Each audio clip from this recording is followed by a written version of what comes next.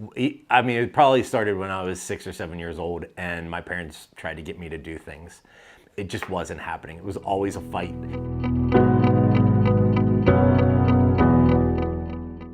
I would not even consider leaving my 9 to 5 if I didn't have 3 to 6 months of living expenses already put aside and a business that was generating revenue and I knew that could support me once I used up the funds that I had put aside. The hardest thing was making the leap from the 9 to 5 to being an entrepreneur, but it was literally 16 hours a day and 7 days a week, nonstop. It was the 9 to 5, and then it was home until 2 in the morning working on the side hustle. And eventually that side hustle started to produce enough revenue that I was able to put money away and leave the 9 to 5. But without that security, you have to be extremely comfortable and ready, know that you can make the move and that you're not putting yourself, your family, or your new business in jeopardy by leaving too soon. And it's at the end of the day, it's a risk no matter when you do it, but making sure that you have that financial cushion is gonna make it a lot easier, and it's gonna lessen the risk as much as possible. Oh, the biggest downfall? I say this all the time. The worst part about owning my first business was getting used to having a large group of employees. That was extremely difficult and something that was hard to adjust to. And B, having to worry about paying the bills. I mean, literally, I say you haven't earned your stripes as an entrepreneur if you haven't sat up on a Thursday night figuring out how you're gonna make payroll tomorrow. That is when you know that you're an entrepreneur. And the fact that you keep going back and doing it over and over is a true entrepreneur. Being an entrepreneur now is a lot more accepted, and it's a lot more, you see it a lot more than you saw it back in the day. And when I was going to college, you had to go to college, and it wasn't an option not to go to college. Now I think the biggest thing about the entrepreneur landscape is that there are options from a very young age to start doing your own thing and not be tied to the typical way of doing things that everybody used to be used to. Now it's a lot easier to go out on your own. It's a lot easier to get funding. It's a lot easier to get people to work for a new business. We've just seen an evolution of business, and computers have made it all possible, but we've seen an evolution of business over the past 30 years equal to the Industrial Revolution. If there is anything that you can't figure out how to do, odds are there's a YouTube video to teach you that. Now, it's a combination of YouTube and Google, because you can Google it or you can go onto YouTube and learn how to do it. But yeah, I think the best education I got, or the education that I actually got in college, was life lessons. I learned how to run a business on my own by being on my own. I learned how to sell by being on my own and being forced to sell or not be able to pay the bills.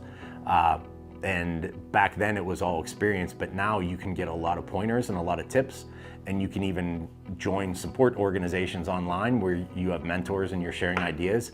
So I think that entire landscape has just progressed, that exploring going out on your own, it's a lot easier today.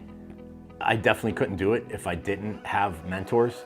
I think everywhere that I worked in corporate America, I had a mentor, and it wasn't until recently that I really started to understand the value of having a coach, whether it's a business coach, an operations coach, a life coach. And now granted, life coaches, some people may look at that and say, what's a life coach? But when you're an entrepreneur, having somebody that helps you balance the two things and having somebody that has been through it, it's something that is definitely valuable.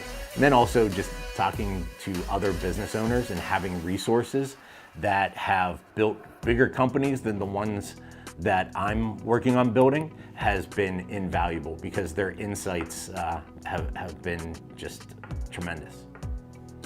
So the biggest difference I have seen between being in a product-based business and the service-based business is the evolution of the internet over time. If you can build a niche product and brand it extremely well, then you have something that's marketable and something that you can sell in the marketplace. But Amazon has definitely become obviously we know it is the place everybody goes to, and selling on Amazon isn't necessarily easy if you are selling commodity items and you don't have your own brand and you don't have a good profit margin built into your product. I think if I had to do it again, or I am doing it now, but I think that the service business, in my mind, is the easier way to go from getting started, because you don't have the investment in inventory, and you don't have to worry about warehousing and things of that nature. Now, granted, you could do it through a third-party warehousing and shipping, but then you're also putting out more money up front. I think the service industry, or being in the service business, has a lot more flexibility, and I'm not tied to any single supplier. We just have a team of people that we are being paid for our skills, and we don't have to worry about a pipeline, a supply chain, and competing with Amazon and Walmart. I think there is one thing and one trait that you have to have as an entrepreneur, and that's the ability to sell. Now, if you are an engineer or a developer and you've created a product and you're going out on your own, a lot of times you're gonna have a partner that's going to be able to go out and sell for you and sell the product. But if you're gonna be out there as a solo entrepreneur, starting your own business and growing it, I think you have to have that selling skill set. I mean, without a doubt, you have to have the selling skill set and be able to sell yourself and your product, service, company to the people that you're selling to your prospects. But hands down, the number one thing that you have to be able to do as an entrepreneur is sell. And a lot of times that's just going to require being comfortable talking to people and being comfortable starting the conversation on your own. There were a lot of times that I just sat there and thought it would be so much nicer to work in corporate America and collect a check, but every time I went back to it, I could not stand it whatsoever. And that one motivation that always kept me going and kept me fighting for another day was the ability to call my own shots. And I'm definitely a lifestyle entrepreneur. I love the business, I love the team, I love working with clients, but I also like having the freedom to create my schedule the way I want to create my schedule, and not getting knocked because I showed up at the office at 9:05 and not sitting there being bored because somebody doesn't think I should leave until 6, even though I don't have anything to do.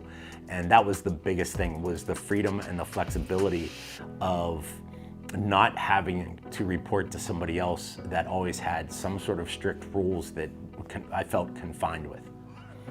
Is outworking your competitor the key to being an entrepreneur? And it's not. And I think across any business, the key to being successful in business is outthinking and having a better strategy than the competition.